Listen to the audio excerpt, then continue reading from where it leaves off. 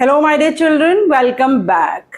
बच्चों, public sector undertakings में से हम सेकंड टाइप ऑफ अंडरटेकिंग्स आज करने वाले हैं, दैट इज स्टैट्यूटरी कॉरपोरेशंस और पब्लिक कॉरपोरेशंस। स्टैट्यूटरी कॉरपोरेशंस कैसे फॉर्म होती हैं, कौन इन्हें ओन और कंट्रोल करता है, कैसे ये मैनेज होती हैं, इनकी फंडिंग कैसे होती है, किसको ये अकाउंटेबल होती हैं, किस तरह की सिचुएशंस में इस तरह की एंटरप्राइजेस सूटेबल होती हैं, इसके बहुत सारे एग्जाम्पल्स, एडवांटेजेस, लिमिटेशंस, ये सब हम आज डिस्कस करने वाले हैं। So let's connect to commerce and let's start about public corporations.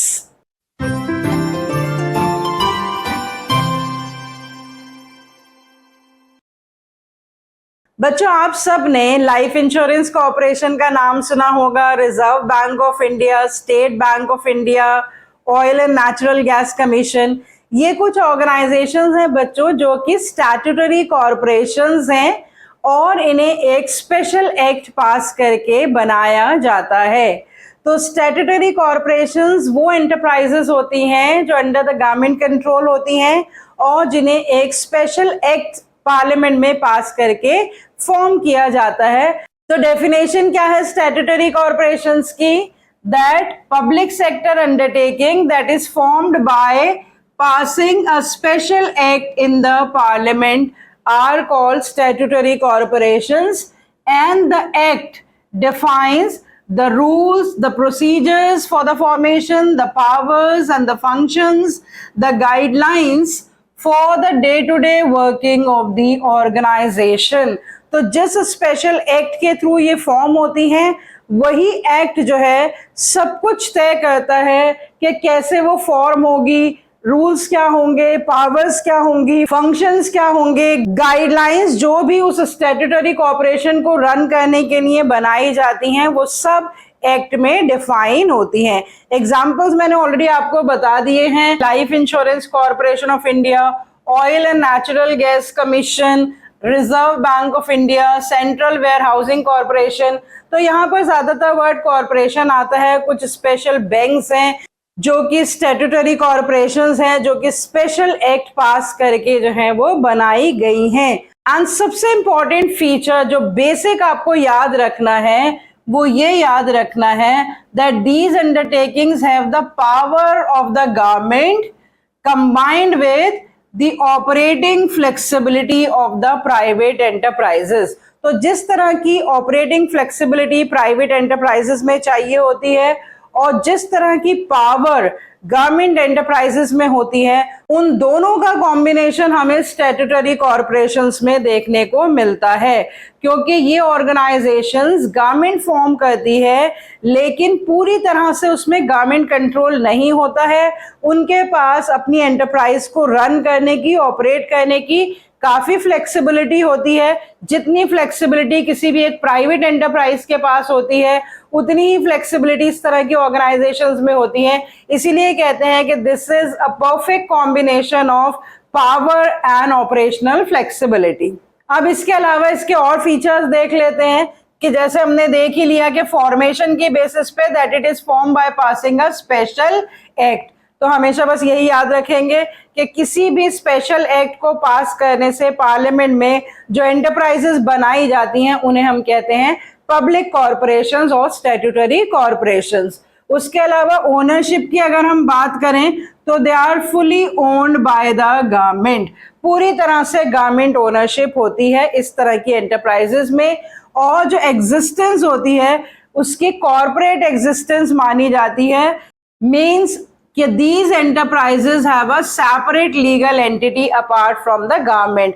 जैसा हमने डिपार्टमेंटल अंडरटेकिंग्स में देखा था, गवर्नमेंट की मिनिस्ट्री और अंडरटेकिंग दोनों सेम है in the eyes of the law, ऐसा यहाँ पर नहीं है। जो स्टैट्यूटरी कॉर्पोरेशन है, जैसे मैंने आपको एग्जांपल्स बताए, वो स्टैट्यूटरी कॉर्पोरेशंस अलग सेपरेट लीगल एंटिटीज हैं। They are not the departments of the government, they are different from the government. So status कैसा है? सेपरेट लीगल एंटिटी है, ये उसका स्टेटस है। उसके अलावा अगर हम फाइनेंस की बात करें तो यहाँ पर इंडिपेंडेंट फाइनेंशियल स्ट्रक्चर होता है। It can borrow funds, it can plough back its earnings, मतलब पूरा पैसा सरकार प्रोवाइड करती है, लेकिन उसके बावजूद भी ये जो एंटरप्राइजेस हैं ये बोरो भी कर सकती है फंड्स, और जो अपनी अर्निंग्स हैं उनको री इन्वेस्ट कर सकती हैं अपनी एंटरप्राइजेस में, लेकिन उनको वो रूल्स एंड रेगुलेशंस फॉलो करने पड़ेंगे जो एक्ट में डिफाइन है। Under the boundaries of the act वो ऐसा कर सकती हैं। तो फाइनेंस की अगर हम बात करें तो सरकार से भी फाइनेंस मिलता है इनको, और वो बोरोइंग्स भी कर सकती हैं और अपनी अर्निंग्स को अपने तरीके से यूटिलाइज कर सकती हैं। उसके अलावा अगर अकाउंटेबिलिटी की हम बात करें तो जो पब्लिक कॉरपोरेशंस हैं they are accountable to the parliament. तो पार्लियामेंट में ही उनकी अकाउंटेबिलिटी होती है, क्योंकि special act of the parliament से ही ये बनती हैं, so they are accountable to the parliament. और सबसे यूनिक फीचर जो इस तरह की ऑर्गेनाइजेशन का होगा, ऑटोनॉमस बॉडीज हैं, ये ऑटोनॉमी देखने को मिलती है।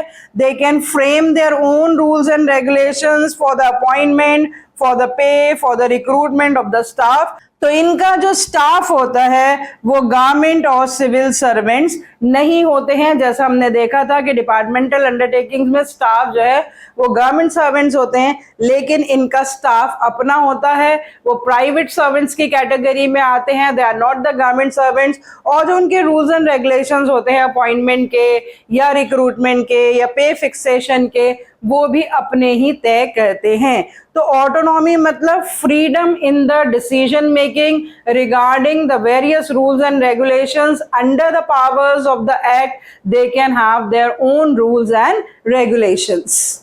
तो बच्चों बहुत ही सिंपल फीचर है, जिसमें से एक यूनिक फीचर आपको हमेशा याद रखना है कि पावरफुल एंटरप्राइजेस हैं because they are the part of the government and they have the operational flexibility just like the private enterprises. तो इन्हीं फीचर्स में से हम देख लेते हैं क्या क्या एडवांटेजेस हैं स्टैट्यूटरी कॉर्पोरेशंस की। सबसे बेसिक एडवांटेज तो इसकी ऑटोनॉमस बॉडी ही है कि ये अपने own rules and policies frame कर सकते हैं within the powers of the act. तो lot of autonomy, that is the freedom in running the enterprise, freedom of operations can be seen in the statutory corporations, और उसी वजह से business operations में changes की जा सकती हैं।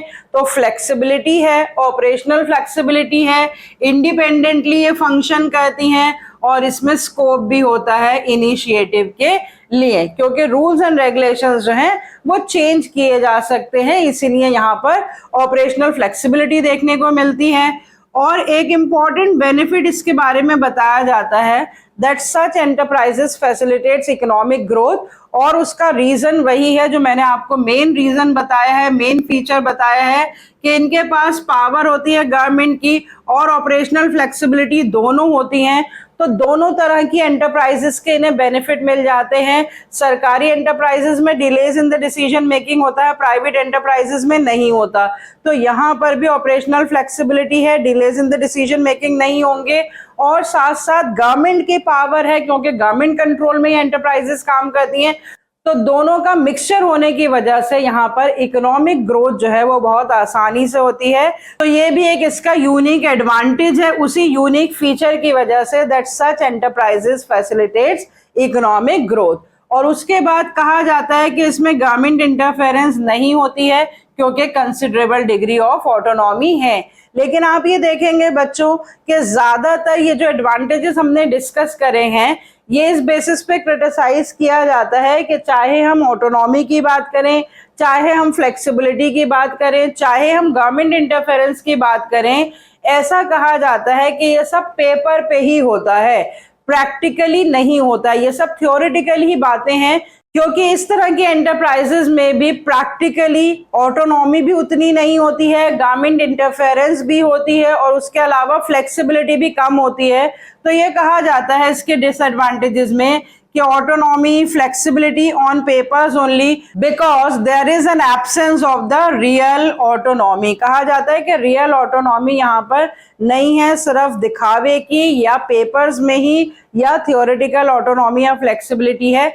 एक्चुअल में इस तरह की एंटरप्राइजेस में भी ऑटोनॉमी और फ्लेक्सिबिलिटी नहीं होती है, क्योंकि यहाँ पर भी थोड़ा सा गवर्नमेंट इंटरफेरेंस होता है, और ख़ास तौर से जब ह्यूज फंड्स इन्वॉल्व होते हैं किसी भी एक्टिविटी के लिए या किसी भी पर्पस के लिए, तो वहाँ तो बहुत ज़्यादा गवर्नमेंट इंटरफेरेंस होता है और कभी कभी डिसीजन मेकिंग डिले हो जाती है, क्योंकि जो गवर्नमेंट एडवाइजर्स होते हैं, इनके बोर्ड ऑफ डायरेक्टर्स में गवर्नमेंट के एडवाइजर्स होते हैं जो इंटरफेयर करते हैं बोर्ड ऑफ डायरेक्टर्स के साथ, और बोर्ड ऑफ डायरेक्टर्स को इंडिपेंडेंटली डिसीजंस लेने नहीं देते हैं। और जो मेंबर्स होते हैं बोर्ड ऑफ डायरेक्टर्स के, वो नॉमिनेटेड बाय द गवर्नमेंट होते हैं, जो कि पॉलिटिशियंस होते हैं, सिविल सर्वेंट्स होते हैं, जिनके पास ऑपरेशनल एफिशिएंसी नहीं होती है।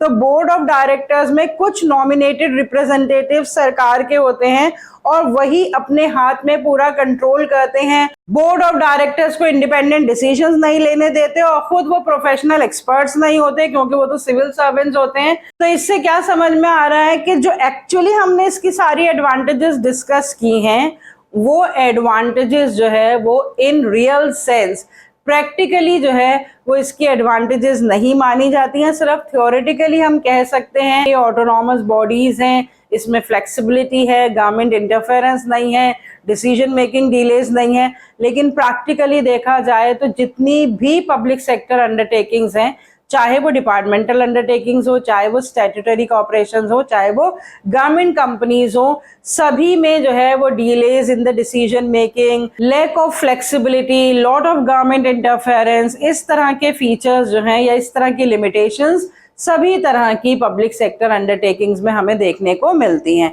तो फिर भी अगर आपसे थ्योरेटिकली भी पूछे जाएं कि स्टैट्यूटरी कॉर्पोरेशंस के क्या क्या बेनिफिट्स होते हैं, तो आप इसमें ऑपरेशनल फ्लेक्सिबिलिटी को हाईलाइट कर सकते हैं और आप इसमें गवर्नमेंट पावर को भी हाईलाइट कर सकते हैं, और इसी यूनिक फीचर को आप हर जगह यूज करेंगे इसका नेचर बताने के लिए या इसका बेनिफिट बताने के लिए।